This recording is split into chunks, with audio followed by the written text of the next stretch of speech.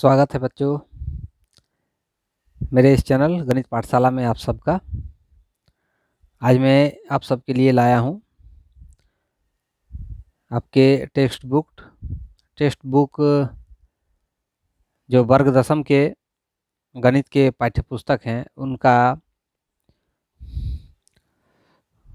एक चैप्टर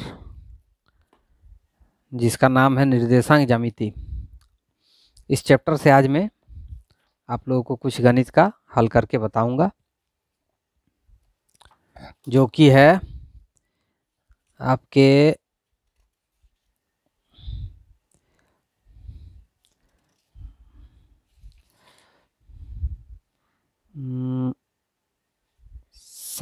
सात number chapter जो है निर्देशांक ज्यामिति का है आपके पाठ्य पुस्तक में।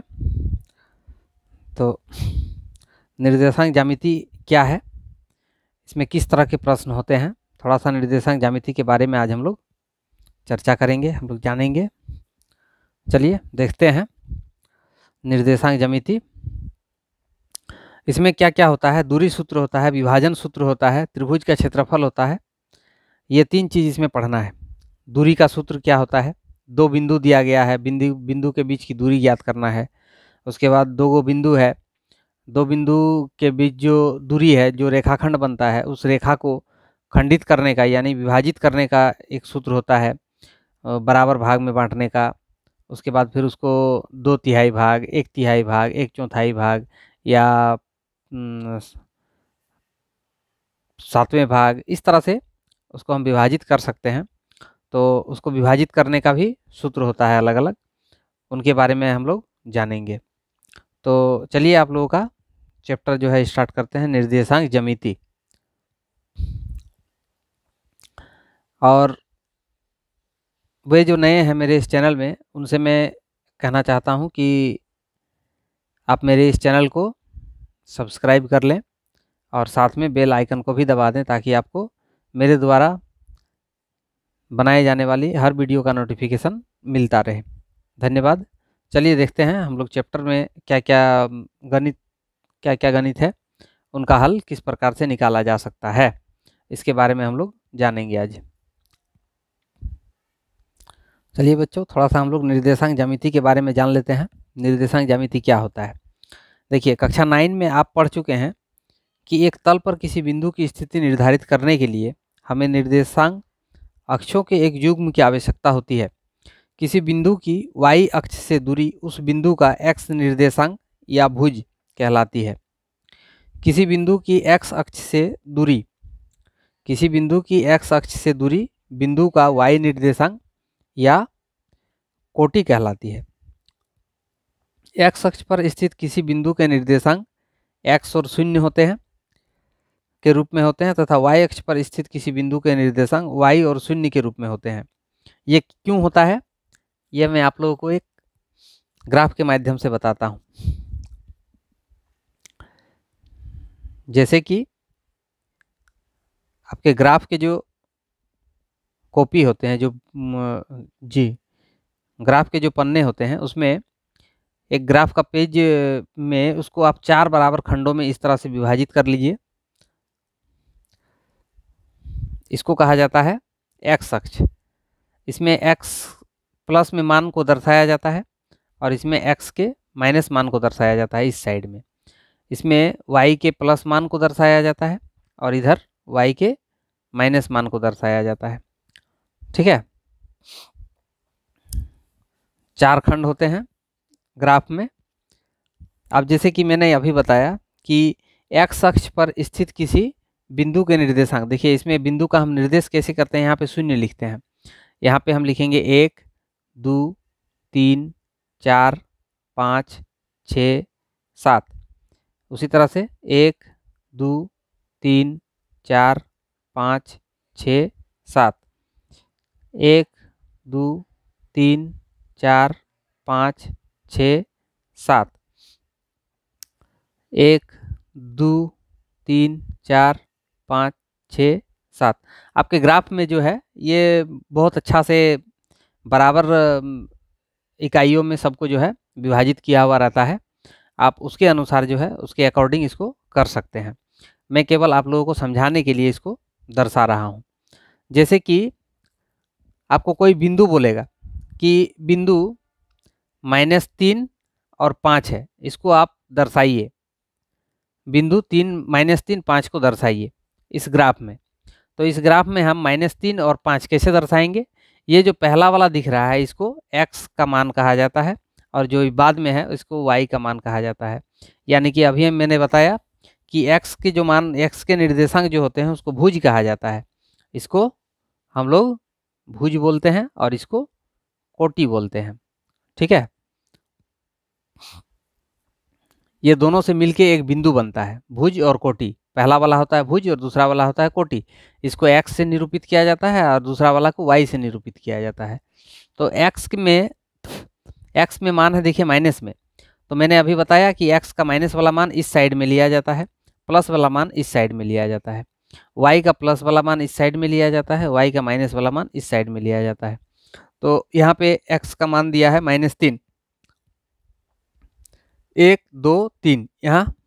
ठीक है, अब y का मान है +5, तो +5 है तो ऊपर तरफ हम लोग जाएंगे, 1 2 3 4 5 इसके सीधा में।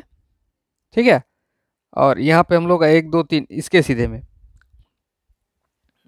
दोनों को मिलाएंगे। जहाँ पे बिंदु कटा, जहाँ पे मिला, उस बिंदु का नाम हो जाएगा, यहाँ पे एक बिंदु बना, इस बिंदु का नाम हम दे सकते हैं -3 और 5। आपको अगर बिंदु इस तरह से दर्शाने बोले ग्राफ में, तो आप इसको इस तरह से दर्शाइएगा। ठीक है, आपको ये समझ में आ गया कि बिंदु किस तरह से निरूपित किया जाता है, बिंदु को किस प्रकार से दर्शाया जाता है। ये केवल आपको समझाने के लिए मैंने दिखाया। अब हम लोग ये जान गए हैं इसमें कि कोटि किसको बोलते हैं, भुज किसको बोलते हैं। भुज बोला जाता है x को और कोटि बोला जाता है y को। माने x का जो मान होगा उसको भुज बोलेंगे और y का जो मान होगा उसको कोटि बोलेंगे। ठीक है, अब जैसे कि यहाँ पे मैंने अभी बताया कि x अक्ष पर स्थित किसी बिंदु के निर्देशांक, मान लीजिए कि देखिए x अक्ष किसको बोलेंगे, इसको, इस अक्ष पर ही कोई बिंदु है, तो उस बिंदु का जो निर्देशांक होगा वो कैसे होगा? x का कुछ मान दिया हुआ रहेगा, y का मान 0 रहेगा। y का मान 0 मतलब यहीं से शुरू होगा। अब जैसे कि आप ऐसे लिख सकते हैं 5 0, अगर 5 0 लिखा हुआ है तो ये x अक्ष पर स्थित बिंदु है। कैसे? हम लोग देखते हैं कि पहला वाला जो मान है +5 है, इसको इधर से देखते हैं 1 2 3 4 5 यहाँ पे। ठीक है, और y का मान यहाँ पे क्या दिख रहा है? 0 दिख रहा है, तो 0 तो यहीं पर है। इसके सीधा में इसको मिलाएंगे और इसके सीधा में इसको, तो यहीं पर ना बिंदु बनेगा। 1 2 3 4 5, पाँचवां पर आपका ये बिंदु निर्दिष्ट होगा। इस बिंदु का नाम होगा 5 0। ठीक है, अगर y अक्ष पर बोले कोई बिंदु निर्दिष्ट करना है तो y अक्ष पर क्या होगा? y अक्ष पर जब भी कोई बिंदु होगा तो वो 0 से शुरू होगा, मतलब कि y का मान, x का मान 0 होगा और y का मान कुछ रहेगा। मान लीजिए यहाँ y का मान 3 है, 0 3, तो 0 3 को हम कैसे दर्शाएंगे? यहाँ से गिनेंगे, देखिए 1 2 3 यहाँ पे, और x का मान तो 0 है, ये है, मतलब इसी के सीधा में यहाँ पे बिंदु बनेगा। इस बिंदु का नाम हो जाएगा 0 और 3, ये होगा आपका। ठीक है ना, बिंदु। इस तरह से बिंदु को निरूपित किया जाता है। अब हम लोग जानेंगे कि 2 गो बिंदु दिया हुआ है, दोनों बिंदु के बीच की दूरी को कैसे करके हम ज्ञात करेंगे। जैसे कि मान लीजिए यहाँ पे एक बिंदु दिया है, यहाँ पे एक बिंदु दिया है, इस बिंदु का नाम है A, इस बिंदु का नाम है B।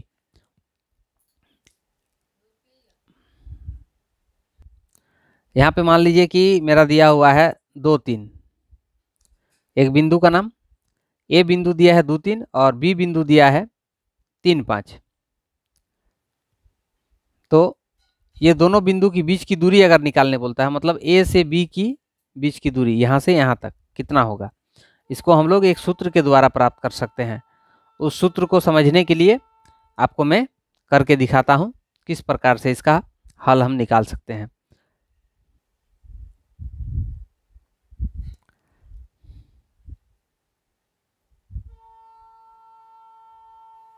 AB की बीच की दूरी, इसका एक सूत्र होता है, इसको बोला जाता है, इस तरह से लिख सकते हैं हम,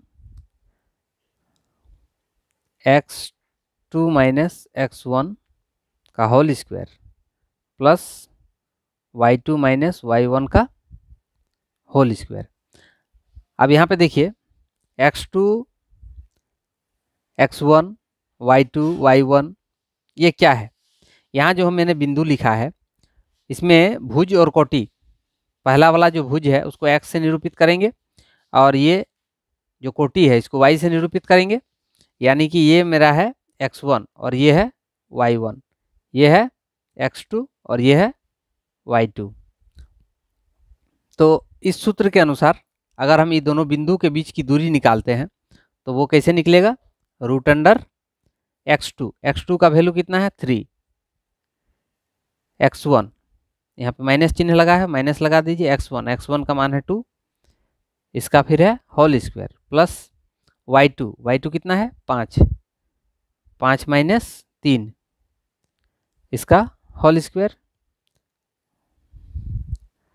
3 में से 2 घट जाएगा तो 1, 5 में से 3 घट जाएगा तो 2, 1 का स्क्वायर मतलब 1 ही रहेगा, 2 का स्क्वायर 4 हो जाएगा, रूट अंडर 5। ये हो गया ये दोनों की बीच की दूरी, कितना निकला रूट 5, ये होगा आपका आंसर। ठीक है, अगर दो बिंदु इस तरह से दिया रहे तो इस सूत्र का प्रयोग करते हुए हम दोनों बिंदु के बीच की दूरी ज्ञात कर सकते हैं। अब चलते हैं आपके टेक्स्ट बुक यानी कि पाठ्य पुस्तक के प्रश्नवाली 7.1 पर।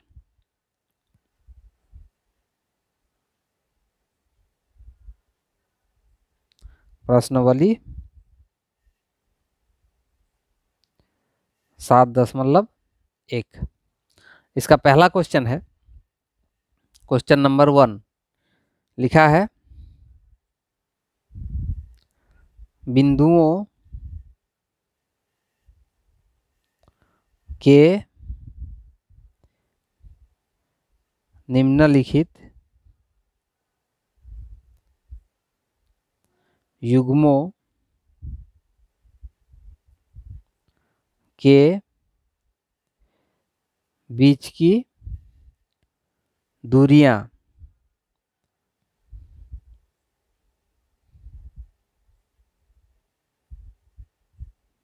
ज्ञात कीजिए।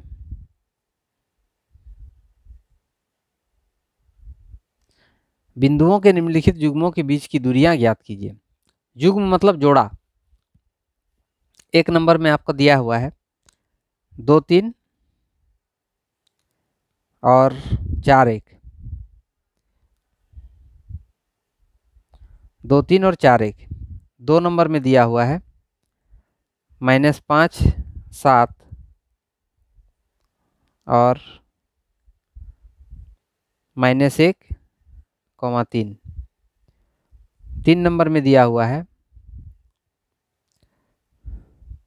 A, B और है -A, -B। ये 3 को दिया हुआ है, तीनों आप लोगों को हल करना है। कैसे करके हल कीजिएगा, देखिए मैं बताता हूं इसका हल कैसे होगा। एक नंबर तो मैंने अभी एगो करके जो एग्जाम्पल बताया ठीक उसी तरह से आप लोग बना लीजिएगा। 2 नंबर बताता हूँ, 2 नंबर हल। यहाँ पे 2 नंबर से देखते हैं, x1 कितना है -5 और y1 7, x2 कितना है -1 और y2 3। ठीक है, अब हम लोग जो दूरी सूत्र होता है, दूरी सूत्र से दूरी सूत्र होता है x2 माइनस x1 का whole square plus root under x2 minus x1 का whole square plus y2 minus y1 का होल स्क्वायर। इसमें मान बैठा दीजिए। x2 का मान कितना है?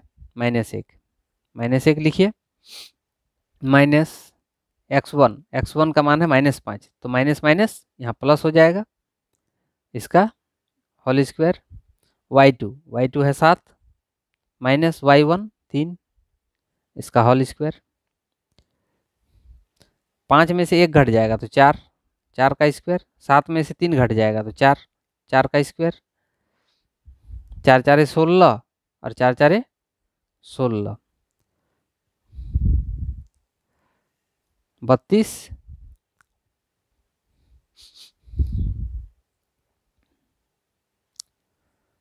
इसको हम लिख सकते हैं 16 गुना 2। 16 का वर्गमूल होता है कितना? 4, और रूट के अंदर रह गया 2, 4 रूट 2। यही होगा आपका बीच की दूरी। एक हो गया। दूसरा जो कहा है, ये तीसरा नंबर कहा है कि ए बी है और माइनस ए बी है, माइनस ए माइनस बी है, इसके बीच की दूरी निकालिए। तो इसमें बीच की दूरी क्या होगा? बीच की दूरी बराबर लिखेंगे रूट अंडर x2 का मान कितना है? -a है ना, माइनस x1 a, इसका होल स्क्वायर प्लस y2 है -b, उसके बाद फिर माइनस, फिर एक b, इसका होल स्क्वायर। माइनस ए दोनों जुड़ जाएगा तो -2a हो जाएगा, इसका whole square.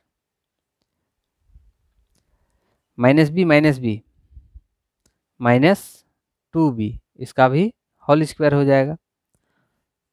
Minus minus plus square अगर होता है तो माइनस का भी स्क्वायर होगा, माइनस का स्क्वायर प्लस हो जाता है, 2 दूनी 4 a square plus minus minus plus 2 दूनी 4 b स्क्वायर।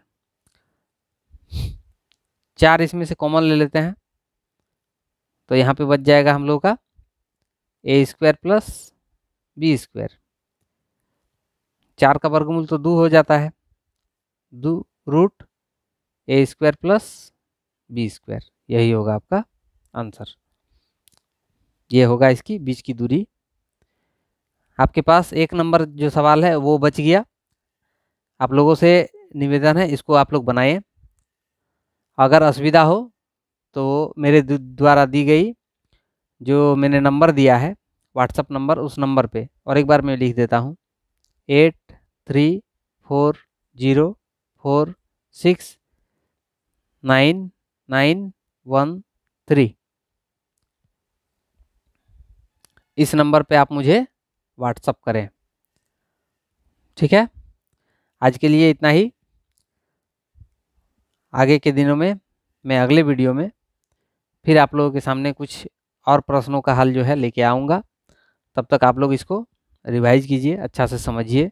बीच की दूरी का जो फॉर्मूला मैंने बताया उसको याद कीजिए और इसको बनाने का प्रयत्न कीजिए।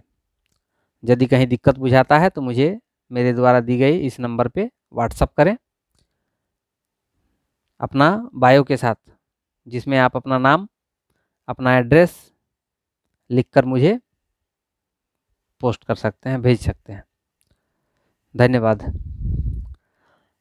आप लोग मुझे देखते रहें इस प्रकार से। जो इस चैनल में अभी नए नए जुड़े हैं उनसे आग्रह करता हूं कि मेरे इस गणित पाठशाला चैनल को सब्सक्राइब कर लें और साथ में बेल आइकन को भी दबा दें ताकि आपको मेरे द्वारा बताए जाने वाली वीडियो का नोटिफिकेशन मिलता रहे। धन्यवाद। शुभ रात्रि सभी को।